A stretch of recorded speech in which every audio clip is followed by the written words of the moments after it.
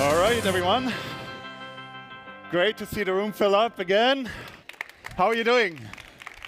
All right, let's bring some energy to the room. I'm not going to quite channel my inner Tony Robbins, but it's great to see you all here.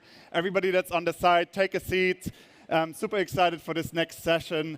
Now, we're going to have three amazing impact pioneers on the stage, and we're going to discuss what that actually even means. And I've been so excited by the last 2 days here. I hope you've been too. You've been inspired by all the talks and speakers that we have here. Obviously, there's always a couple of topics here, both that can be quite depressing and pulling us down and showing that we really need to act.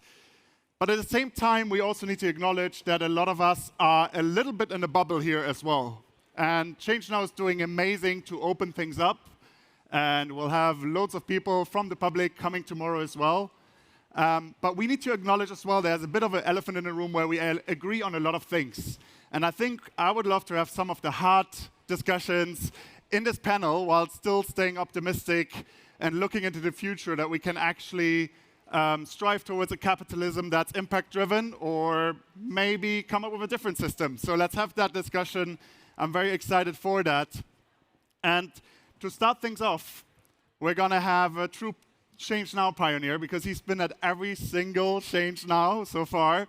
Alexandre Mars, some of you may know him. He's going to introduce himself very shortly. But before I introduce him, I'll introduce myself. My name is Maiko Schaffrath. I'm the founder and CEO of Impact Hustlers. We are a global community for founders that solve social and environmental problems with profit-driven business models. And we're active in London, in the UK, in New York City, San Francisco. We're just about to launch in Paris and in Berlin as well. So if you're a founder, you should find out about us and have a chat with me. But without further ado, I'd love to introduce Alexandre. He's the founder and CEO of Epic Foundation, which has backed so far 51 vetted nonprofits in the world, mobilized over 67 million in capital and funding related to children, youth, and environmental protection. But also, he's the founder and CEO of Blisce. And Blisce was actually one of the first B Corps here in France and has invested in some amazing impact-driven ventures. Some of them you probably know. Things like Too Good To Go, for example, Harry's, you may have heard of those names. And I'm very excited to welcome Alexandre on stage. Welcome to the stage, Alexandre Mars.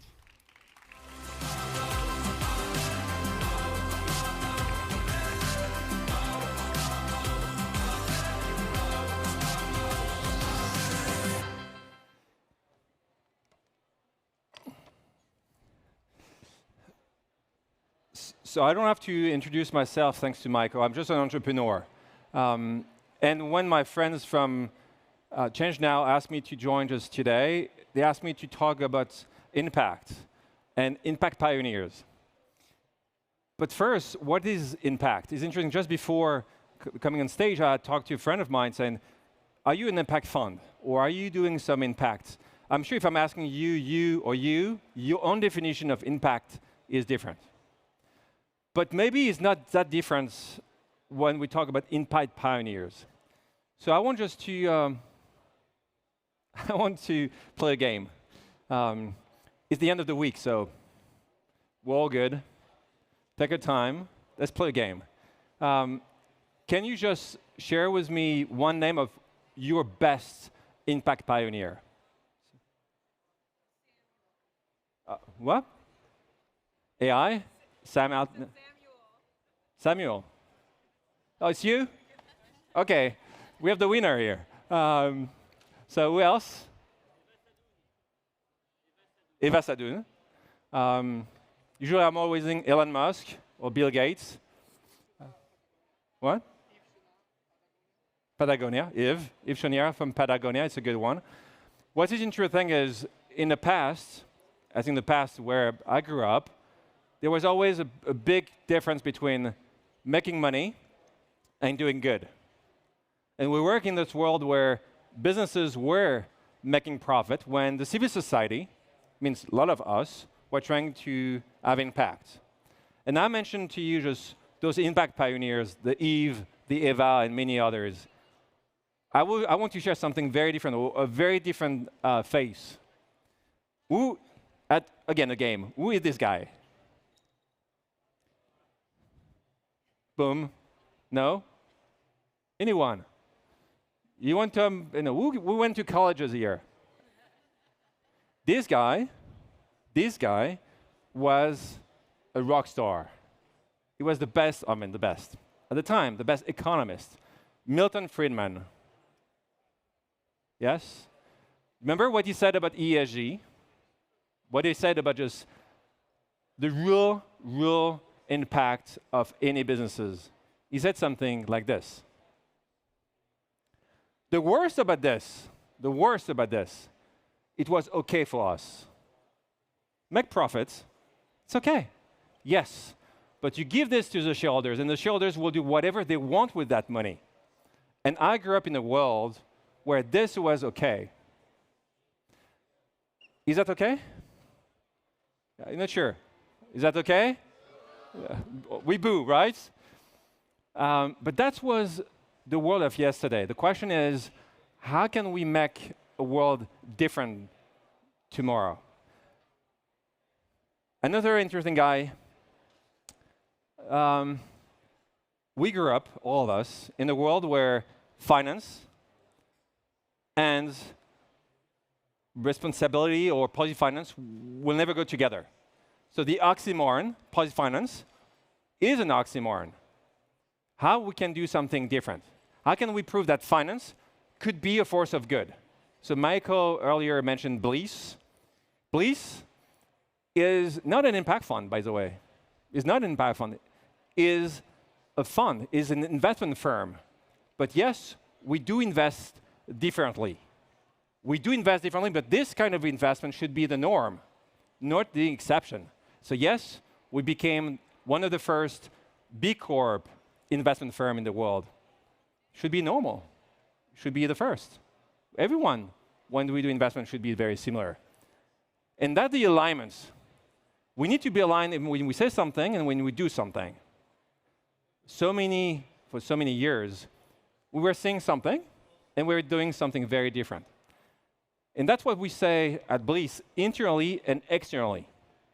And if we are not aligned between what we do on a daily basis, internally, and what we do externally, that will be a big issue. So to be very practical, what we do internally. I mentioned earlier, we became one of the first B Corp. More than this, everyone working at Blisce is okay to give away 20% of the carry. So, and I can tell you, when she's okay, they are very okay. They're very happy doing so. They are giving 5% of their time every month. So it's more than one day to nonprofits. Not to go, they can come to ChangeNOW for sure. It won't be counted in those 5%. But this is important because that's the alignment. Then externally, how can we deal with this? Maiko mentioned Too Good To Go as an investment. When we have the conversation with those entrepreneurs, those amazing entrepreneurs building new businesses, we are asking them to add some specific clauses in the contract. One is about the ESG assessments. So it's not something we shouldn't be discussing. Said it has to be there at the very start. And every 12 to 18 months, we want the assessments. You can become B Corp. We're not saying is something that you have to become. But this assessment about what you do is important to know. And by the way, we want this to be discussed at the board level twice a year. I'm sure, who is an entrepreneur here? Just can you raise your hand, entrepreneurs? Yeah, many. Investors? A few? Yeah, many as well. I think that's important. Most of the time we are talking about those subjects, but it could be a cancel somewhere where we need to talk about impact. It has to be at the board level. Every single important decision is made at the board level. Why not those impact conversations? Then, in terms of diversity, very similar. We won't change this world in terms of how diverse it will become, it should become, if we don't put some clear and very defined clauses. And in our case, we're asking those entrepreneurs to add in the contract the fact that if we invest, if we back those entrepreneurs, we want, really deeply want, that anyone will be hired in the future should just be seen with this diversity lens. When we say about externally, when you are an investor, I'm an entrepreneur and investor, but with my investor hat, I need to raise money. So all the investors here, I think everyone here has to raise money, right? No? Yes. It's hard, right? Yes, it's hard. But we have to. But the good thing is, what kind of investors you want in your business, right? And sometimes we don't have the choice. Sometimes we need money. I need to pay the bill. But when you are able to raise money and to define the kind of investors you want, then that's something interesting. And that's what we do at Blisce. We believe, and we strongly believe, that if we want to make good choices, we also need to have the right investors, even as LPs. I mentioned Too Good To Go.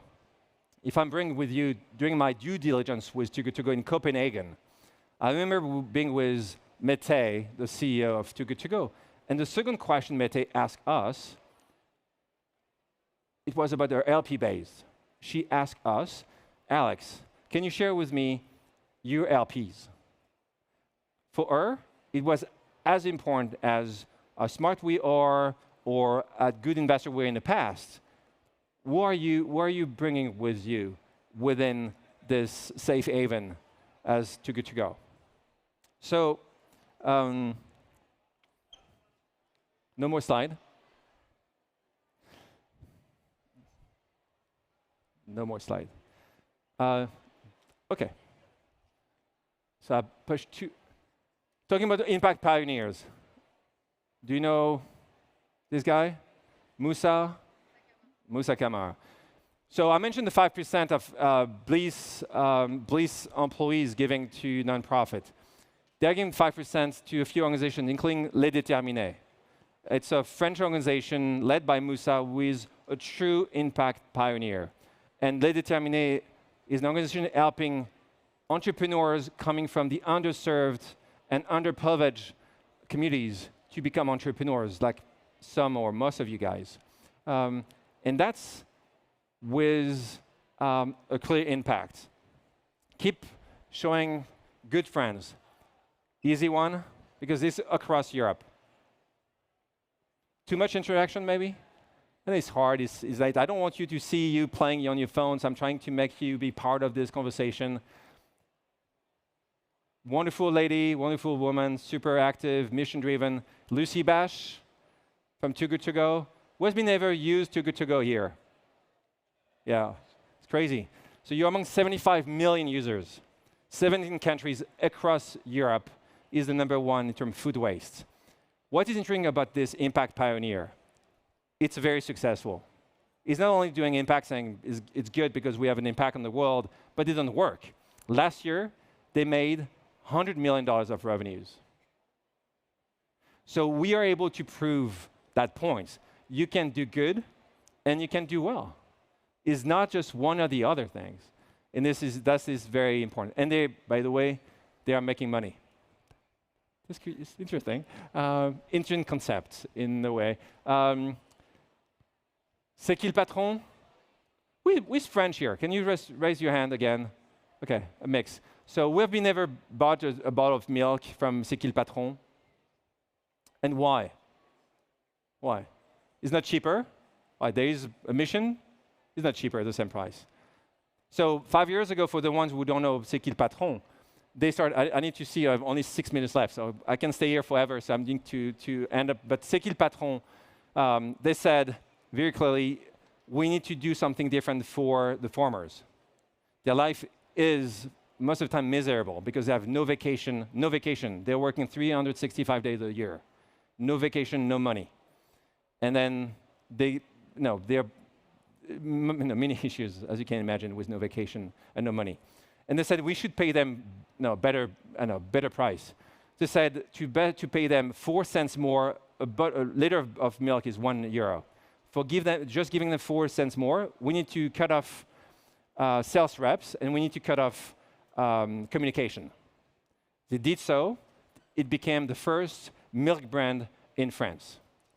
With no communication. Why? Because you, the ones who raise the hands, you are buying this product because it's aligned with what you think is important in your life.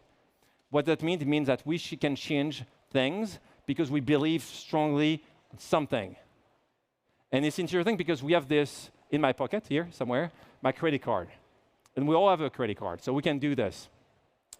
Another one, Julie. A lot of women here, Julie Chapon, Yuka.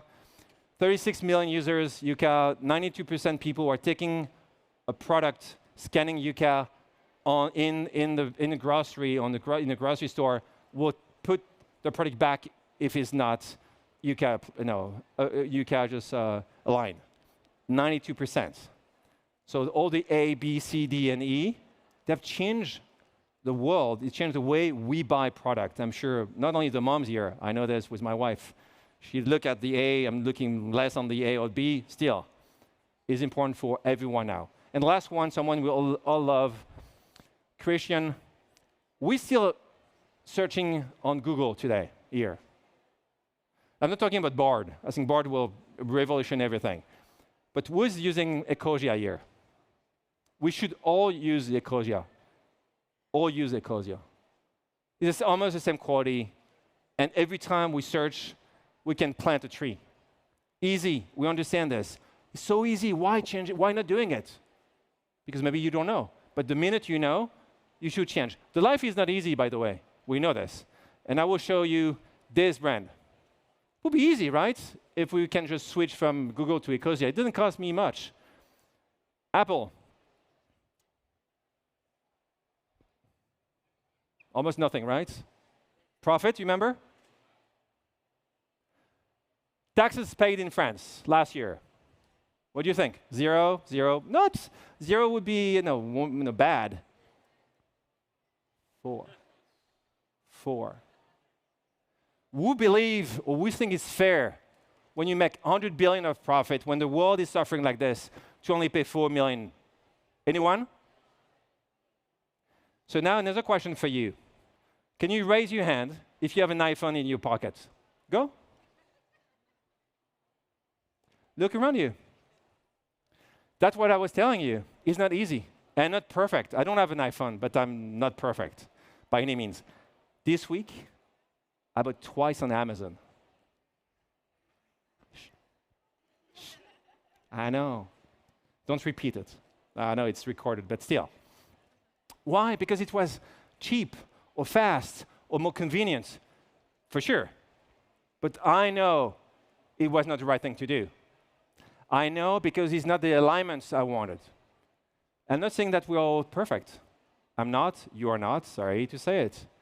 Still, we can do better. And all those brands who are not understanding this will lose. Because like the Too Good To Go, the Yuka, the C'est qui le patron, the Ecosia, we can have another option. The question is, and all you entrepreneurs here, you are building those other options. Sometimes they don't exist yet, but you will be building those other options. We're talking about product, because if we want to change the world, we need to have product. I cannot come to see you and change if I don't have something to share with you.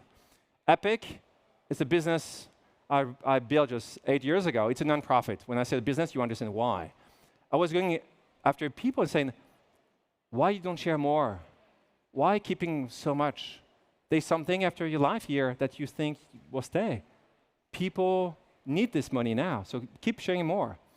And people didn't really understand this, or they were listening to me, but they were not acting, because we're just saying something was not a product. So I built Epic. And Epic is a nonprofit in 15 different countries around the world, trying to achieve this goal. How can we share more? It's a nonprofit, we don't make any money. But with entrepreneurs, we said, if you start your business tomorrow, please sign a pledge. What's a pledge? It's easy. You will give 1, 2, 3, 10% of what you will be making in 5 years, in 10 years. But the minute you start it, you are committed and you're aligned. You will be working your ass off. You're working so hard. It will be so hard. You really have to make sacrifices. You know all this, entrepreneurs. Still, where is the commitment at some point? The commitment should start from the start. Should come from the start. That was epic. And we have amazing entrepreneurs who have signed that pledge, hundreds and hundreds of entrepreneurs. And one day, maybe they will fail. One day, maybe they will be successful. I also want to mention the next Olympic Games. I'm a board member at Paris 2024 and one of the ambassadors. And very similarly, we want 7 years ago when I joined them, we said, let's do maybe the Olympic Games with a different kind of flavor. And how can we embed social good within the biggest event in the world, sport event in the world? And they are doing so many great things. I just want to mention one as a product called the Stand for Good. What it is, we bought a ticket last few weeks. We bought some tickets, Paris 2024. No complaint, was not easy.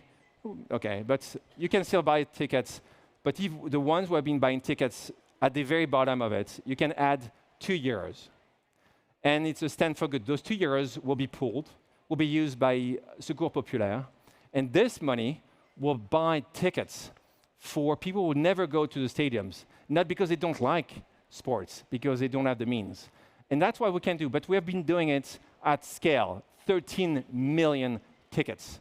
And the goal is now every time, or if you know anyone with venues, stadiums, it should be there. It's a product. And that's what we are trying to achieve. More and more product will help us to change this world. I'm already late. So that's the kind of world we all want to live in, let's be clear. So I don't want to just paraphrase what I said here, but let's be clear about what we see. We need to challenge us, maybe for entrepreneurs here, this is the most important one. Let's challenge every day what we see. If you don't like what you see, we are the kind of change makers. You are the change makers. We are people. We have everything. And sometimes you grew up, and I grew up in a world where everything was coming from the very top. It is no longer true.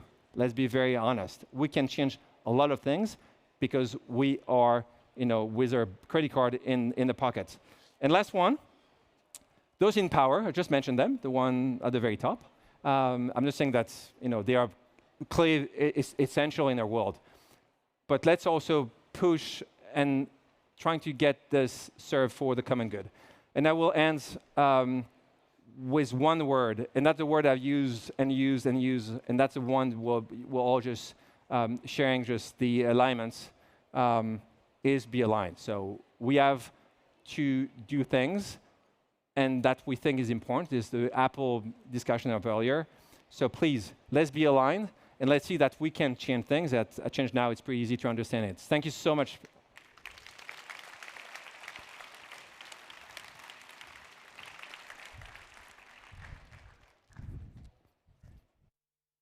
Thank you, Alex. Thanks so much. Who's been inspired? Hands up. Great. We're all aligned, it seems. But we're going to bring up some more topics and go a little bit deeper on the trickier discussions. And I'm really excited to welcome to stage Lubomila, Jordanova, founder and CEO of Plan A, and Achim, Hensen, co-founder of Purpose. So welcome to the stage.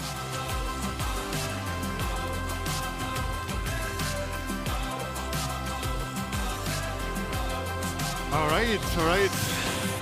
Welcome. So brief intro.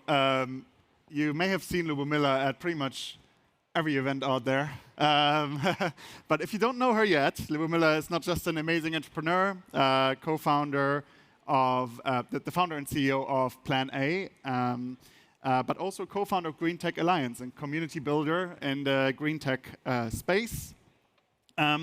With Plan A, you're helping businesses decarbonize, do their carbon accounting and their ESG reporting, and you're partnering with plenty of corporates, also some smaller companies, on the decarbonization journey. You're venture-backed, you're a rocket ship. I think we'll hear plenty of amazing things still from you, and we'll talk more about that. So thanks for joining. Thank you. And Achim, thanks so much. Achim Hensen, the co-founder of Purpose. Based in Germany, but working pretty Europe-focused as well. Yeah. US, Germany, Switzerland. Amazing. If you haven't heard of Purpose, it's an organization enabling owners of small and large businesses adopt steward ownership. Now we're going to define steward ownership for you. Who has heard of steward ownership? Patagonia? has kind of adapted that, has pioneered that. So we'll talk about what that means. And what it basically is, it's an alternative to conventional shareholder structures where everything is focused on generating shareholder returns. And companies are held in a trust. We'll talk more about it. You can explain it much better than me. And it's ensured that profits can't be privatized. So companies can't just be bounced around and suddenly the purpose gets lost. So we'll talk more about that. And I think you have a very personal journey as well on why you're working on this, because you've been working in a company that was sold and where kind of some of that purpose and some of that great work was maybe lost. So we'll mention that as well. But let's get to you. Lubomila, give us a bit more on how Plan A actually works with companies. How do you collaborate and how do you run the company? Tell us a bit more about Plan A. First of all, thank you for having me. I found Plan A 6 years back, and it was a significantly different environment for the climate tech field. I must say it felt like a little bit of a desert because there was not too many ventures, also not too many investment funds that had a thesis on climate, let alone climate-specific funds. We pivoted a bunch of times, so I'm not going to go through the whole history, but today Plan A is a software as a service platform for decarbonization and policy alignment. We help corporates like the European Commission, also Deutsche Bank, BNP Paribas, Chloe, and many, many more than 1,500 businesses, to understand what it really tangibly means to pay the bill to achieve net zero, and also to develop a really tangible plan on the different activities that they need to implement while aligning to the policies. We have a particular focus on complex data processing. We have clients for which we process over 20 million data points a month. And we have this big focus on the decarbonization bit, where companies get thousands of different suggestions based on all this data that we've gathered so that they focus on implementing rather than actually making the plan. Amazing, yeah. Most companies got some sort of plan now, but you really help them take action, which is great. We'll talk more about that. Achim, over to you. You've got the story of having worked for a company that maybe needed some advice on ownership that you're giving now. But tell us about your story and what you do now with purpose. How do you work with companies to address the topic of ownership? And please define steward ownership better than me. Yeah, I'm happy to do so. Hi, everyone. Alexandre just in his talk gave me so much to think about that I'm trying to build on now, because he already talked about pretty much what I think the problem is. He talked about Milton Friedman and all that. We started 8 years ago when we founded Purpose Foundation and Purpose Ventures, and we started with a question. The question was, how can a healthy and sustainable ownership structure look like? We came from different perspectives, different motivations, why that was important for us. I think we heard the importance of the structure of the business in Alexandre's talk, and the importance of questioning what the role of profit is, and what it is there for. And we started with that question and looked at a lot of, we wondered, are there any pioneers who actually rethought what ownership of a company means, different to the mainstream notion that we heard of now? And we found a lot of pioneers. We found people like Robert Bosch, who already 65 years ago rethought the way ownership is structured. We found people like Ernst Abbe, who was one of the owners of Zeiss, who already 130 years ago rethought how they thought about ownership. And we found more and more and more, and we wondered what are the combining patterns across those companies that we looked at and across those pioneers. And we came across two principles that nowadays are called steward ownership. Back then the term didn't exist. What we did is we looked at the principles, and the two principles that we found was, first, all of those companies defined the role of profits in a way that said profits are there to serve a purpose. Profits are there to serve an idea of the company. They are important, but they have a role to serve the company. And they all had somehow structured a principle that made sure that the profits are bound to the company and not to private individuals, and that most of the money gets reinvested or donated. And the other principle is the principle that we call self-determination. They all made sure that the power within those companies, and that's not fluffy power, that's who holds the voting shares over those companies, are bound to people who are actively involved in the company or closely connected to the company, and that those voting shares cannot be bought or sold or inherited anymore. but are given from one person to the next. And when we came across those two principles, we said, okay, that is amazing. Where we were even more amazed was when we found that those companies didn't have a values workshop and went out of that workshop and put values on the wall somewhere with those two principles, but they enshrined those two principles in their legal DNA in a way that is non-changeable. So when we found that, we were like, okay, that is amazing. Like, why have we never heard of those companies before? I mean, I am from Germany. I've studied business. One of the most successful companies in Germany is Bosch, 400,000 employees. Why have I never heard that Bosch is a steward-owned company? And you cannot buy power in Bosch. Even if Elon Musk wants to come along and buy Bosch, you cannot buy that power because that power gets passed on from one person to the next. We wondered, why are there not more companies like that? We came across three main reasons. First one, people don't know about it. There's no language, there's no term, there's no books, there's no research. Second, even if you want to do it, it's really complicated to do it. Robert Bosch or Bosch took 20 years and 40 lawyers to come up with that structure. That cannot be true. I cannot tell a startup founder to take 20 years to do that. Third, even those companies, they need capital, obviously. They need growth capital, risk capital, startup capital, whatever. And the question is, how can you create a quality of capital that enables companies to grow and take that risk and still become the Patagonia, the Bosch? Yeah. And how can we do that? We'll talk about that later. Probably what we do is we do the field building work. We have a non-profit. We do consulting work where we help companies to transform to steward ownership. And we have two investment vehicles that focus only on investing in steward ownership. On funding those and I wanted to say, Alexandre came up with Ecosia and Christian. Yeah. Exactly one of the companies we worked with. We helped Ecosia. Let's talk about that example in a second. Yeah. Let's talk about that example in a second. We still have plenty of time to go deep into Ecosia, into Patagonia, etc. But I want to contrast a little bit that there's a bit of a few different approaches you can take, obviously, right? So Lubomila, you're VC-backed. You've sold some power. I'm sure you still have plenty of power. But how is your approach, and how does it contrast with what Achim just talked about? When we were prepping for the panel, we discussed with you that we both love a little bit of controversy. I think that our movement has become a little bit too black and white in the last few years, where we got to a point where you either had to be carbon neutral, which is now not even available in some countries as a label, or you had to be with some sort of a kind of just immediately thought of as a not sustainable company. Same is also with the whole VC discussion. Should you be VC-backed? Are VCs evil if they've taken money from large corporates? Is Plan A evil because of the companies that we work with? And how I think about this whole concept, be it about the ownership or be it like what our movement should look like if it turns into a successful one, is that it's all a journey. How we explain to our clients when they use our software is that they're going on a decarbonization pathway, and that is a process where they're going to make a lot of mistakes. They're going to make investments that maybe are not going to bring a return on their impact agenda, but eventually they're going to get there if there's a commitment, if there's resources, if there's time, and if there's also enthusiasm.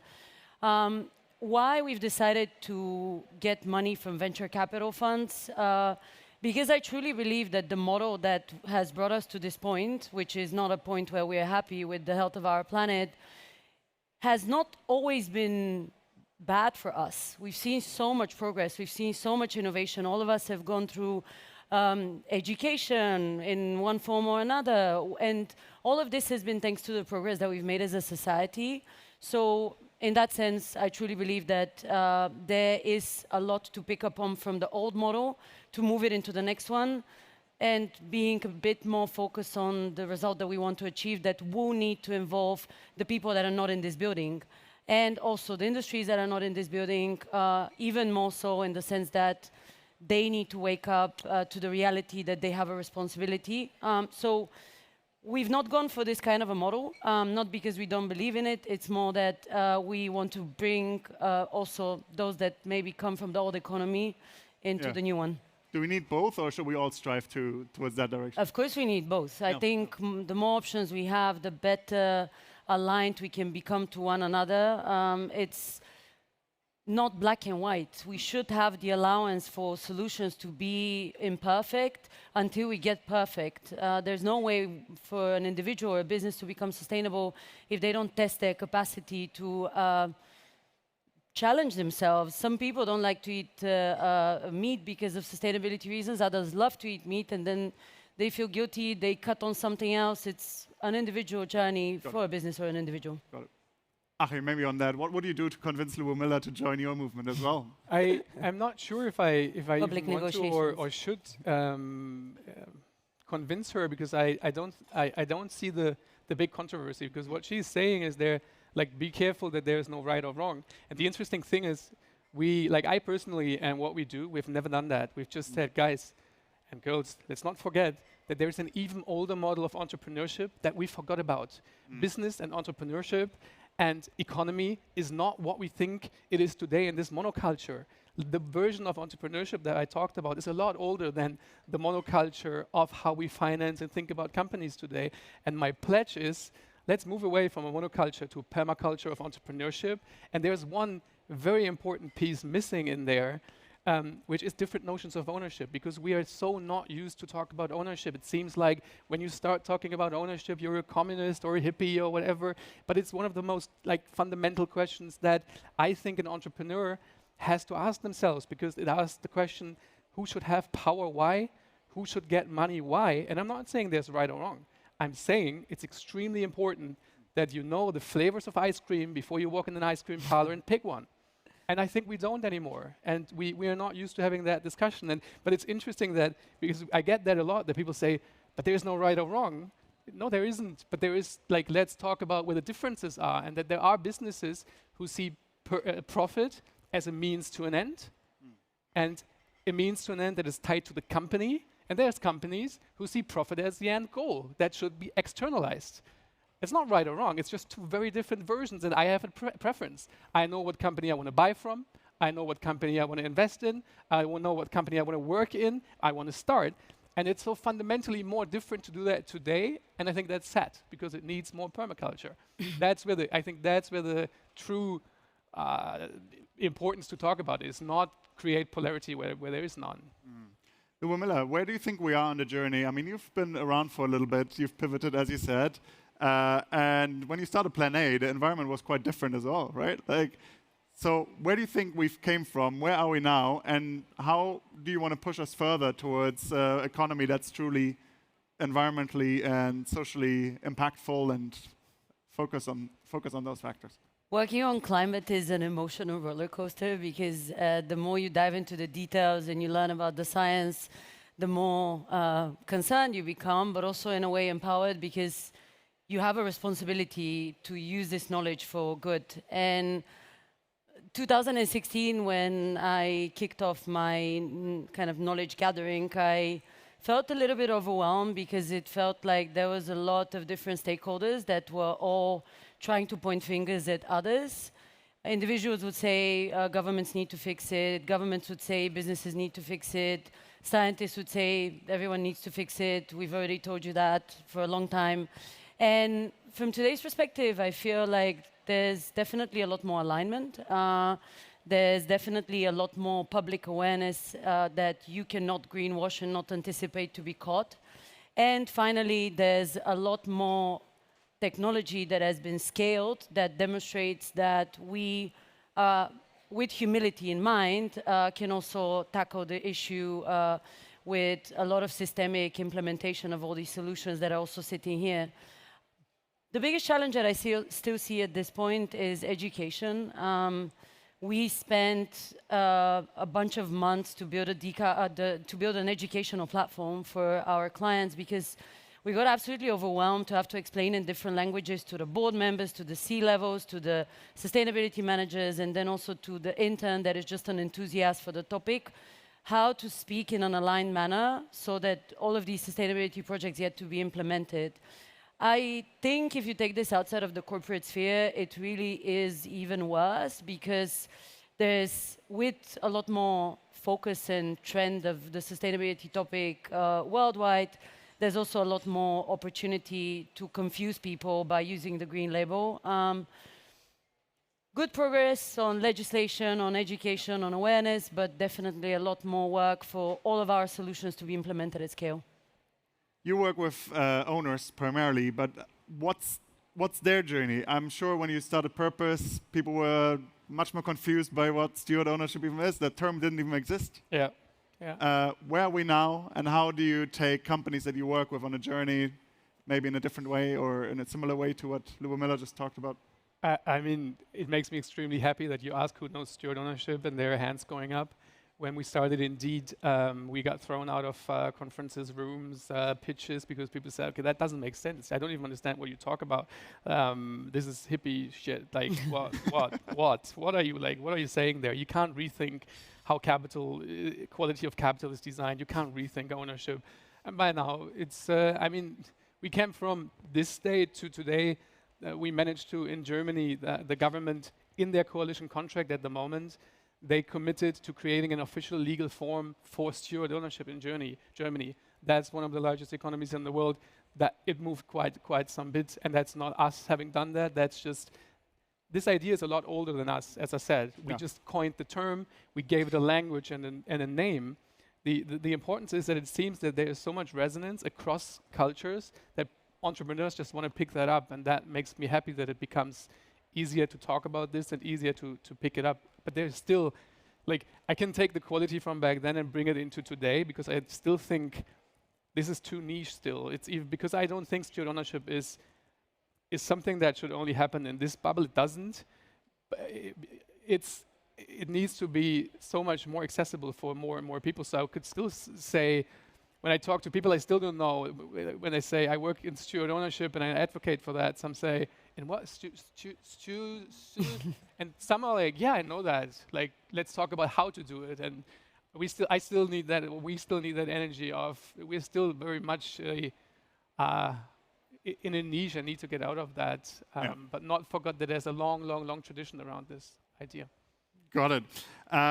Well, I want to make this really practical. I would love to hear from the audience. Who of you works in a large corporate or large-ish corporate? Some sort of corporate structure. Okay, SMEs, startups, technology startups. Yeah, all right. Government. All right, couple, two. There we go, the regulators in the back. All right, so I'd love to make this practical for you as well. If we think about, mainly business leaders in the audience, founders, you're both founders, and you work with corporates, you work with large companies and owners. What's like the practical advice for people in the audience to take something away from this session, either to kind of be part of this change towards impact-driven capitalism? What's your 2 cents on that, Lubomila? I would love to take an example of 2 companies that we work with. One is Chloe, which is one of the biggest fashion conglomerates in France, part of a private equity-owned group that invests also in jewelry and others. And their journey actually kicked off with a sustainability team, then they got a chief sustainability officer, but that person was without say, so to say, in the board until she wasn't clear on the plan that they were going to implement. And we started first working with them on a very small use case of what they specifically were looking to assess, which was their scope 1 and a small portion of 3 emissions. And the second step that we took after we did this assessment was actually that I went to the board and I spoke to them, giving a clear mathematically backed view on what is the return on investment to decarbonize in comparison to offsetting, in comparison to no action. And that essentially unlocked a significant budget for decarbonization, because it became evident that if you continue on the trajectory to offset, you're likely to basically dry down a lot of your revenues in projects that maybe are not necessarily clear in their impact. As we've seen in the last few months, there's been quite a lot of issues. What this then ended up unlocking was an additional use case where now all of their suppliers are collecting their data through the Plan A platform to report back to Chloe. And what this is there to demonstrate is that there's no straightforward path for a business to kick off their sustainability journey. And there's a lot of different stakeholders that you need to involve in order for decisions to be made. And also, there's a lot of learnings that are needed down the line. I'll use an example that is not related to anyone buying anything from us, and that's the Plan A journey. So in Plan A, we obviously have our own software to use to assess our emissions, but we have actually a team of 10 green champions. And what they're doing is we literally have a weight in the office to calculate how much kilograms of plastic do we have per week. We have a monthly report where people need to report through our platform about their commute patterns. If you don't have our platform, you can also do it through a spreadsheet. And essentially, like, we've kind of embedded into the culture of the company that obviously sells this kind of product, the idea that we need to walk the talk as well. This has opened up a lot of Pandora boxes because it turned out that, you know, there was a lot of people that eat meat in the company, and they didn't know about the impact of meat, even though they work on sustainability as scientists and so on. Did anyone convert? I cannot confirm, but I definitely can confirm that there's been a lot of change of minds on why you should be sustainable while working on sustainability. Let's dive a little bit deeper. I'd love, Achim, your view on this. I think it's so easy to fall into the pattern of, oh, Lubomila wants all of us to be vegans, or Achim wants all of us to be embracing communism. I'm exaggerating. It's obviously not the case. He's not happy. But okay, we got to talk about what communism. yeah, obviously, I'm exaggerating here. But like, basically, how do you avoid people like having allergic reactions when they don't know what you're actually talking about, or you're not talking about communism? Sorry, I was thinking about communism now. No, sorry. I stopped listening to you. No. Sorry for that. It's super important because that's one of the ones. That's the misconception that I think you rethink ownership and then you take the concepts that you have. We only think we know is communism, capitalism, right? Well, and we're saying that's nothing bound control to the people who are actively working in the company. That's not communism, right? Yeah. But what was your question? Sorry. Now, my question is, how do you actually avoid this allergic reaction that some people may have, like when they don't actually understand what you want companies to do, what you want your employees to do? You're not sitting there saying, this is what you need to do, and either this or nothing, right? So how do you convince people that are not quite on board? The thing is, at the beginning, that was a problem because we had to do so much like lobbying work for people to listen to us. That's what I mean. We don't do that anymore. Like, there are people, entrepreneurs, who want to take that path. We help them. If someone comes to me and says, that's not my path, I'm like, there is structures you can use. There is investors you can work with. Just be aware that ownership still, it's a choice. Like, even if you pick the mainstream road, it's still a choice that you have to make, and then you're good to go. I would say on our side, it has been quite funny because in the beginning, in 2017, there was literally someone calling us Extinction Rebellion, and we're like a software company. I mean, it's fine to have an activist soul and to care about the problem. And I also truly believe in the power of activism, but we represent a different stakeholder because all the different stakeholders need to be around this table.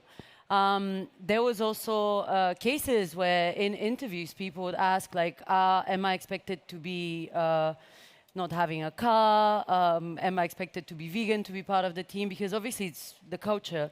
And I literally, because I still interview every single person that joins the company and will continue doing so for the foreseeable future, I am quite explicit that this is a free world. It is a democracy of living choices. It is more a matter of you applying yourself with a framework of values that aligns to the outcome that we want to achieve, which is this decarbonized economy. If you want to eat meat, eat meat. If you want to eat vegan something, do it, but not at the cost of feeling guilty, because you don't get your work done if you're feeling guilty. I want to say one more thing, because what you're aiming for here, I think, is the morality question, kind of like what's the right moral, what's the wrong moral, and this is happening a lot in the world at the moment. I think in the now bubbles especially. What is important for me to say is that steward ownership in itself doesn't apply any content valuation in terms of this is the good content, this is the bad content. It simply talks about the quality and offers an option. And yes, I have a preference, and I can go on for hours what the benefits of that are and why I do think it is needed to come to the changes that a lot of people in this community aim for, because I do not think that we can cure the wounds that we've created with that system using the same system. I do think that we need to change how power structures are thought about, and I do think we need to change the economic thinking behind that, and ownership is at the core of that. So I'm not, like, I do have a very strong opinion there, but I'm not telling you to do that. You're like, not dogmatically We're on the same preaching. team, so it's okay. And I think that's the amazing thing about both of you and about this place as well. Like, we are pragmatic as well. Like, we got to deal with reality. We got to work with people, and we're going to take them on the journey with the different approaches that we're taking. So, to wrap up, before we wrap up, I would love to ask you one last question, which is one thing I would like to hear from each of you. One thing that worries you about the state of impact at the moment, and one thing that makes you excited and hopeful and optimistic. Lubomila. So one of the things that drives me the most in my life is sense of humor, and that's provoked by nice conversations, nice situations, funny animals as well. And I feel like... What's a funny animal? I don't know, today I saw a photo of a mink, and I had forgotten how a mink looks. I invite all of you to check out minks. Google mink quickly. Mink, like, it's super cute. But what I feel like, joke aside, is missing in our movement at the moment is this positivity, sense of humor. We should feel empowered by the fact that we're working on the biggest issue that humanity has. Without crying all the time, without feeling disempowered because the system that we have at the moment is not functioning, it's our job to activate for this system to be changed. And I think all of us do it on a daily basis with our passion, with our excitement. But it's not going to happen if we have a frown on our face, because no one wants to listen to someone pointing a finger at them. They want to listen to smart people coming up with smart solutions. So, minks and happiness. I'll look up the minks now. Love that. Yeah. Amazing. Achim, how about you? Well, happiness, we need more of that. What worries me is if we create this layer of sugar that we put across, put over the solutions that we built, and think they're going to cure the root problems, and we are all happy because there's a little bit of better outcome, but we don't look at that. Worries me really, because it looks so good. But I do think, and that's not the happy part, that we have to dig deeper at one point. And what gives me hope, a lot of hope, is the pioneers that I work with. It's just like there are the Yves Chinans out there are the Christians of Ecosia out there. And that makes me happy and gives me a lot of hope. And I think humans, like, collaboration is the one magic human thing we can do. And I think we can make it happen with that. That's amazing. Whatever your path is, let's make things happen today and after this conference. Thank you both very much for joining me, and enjoy the rest of your conference. Thank you very much, everyone. Nice.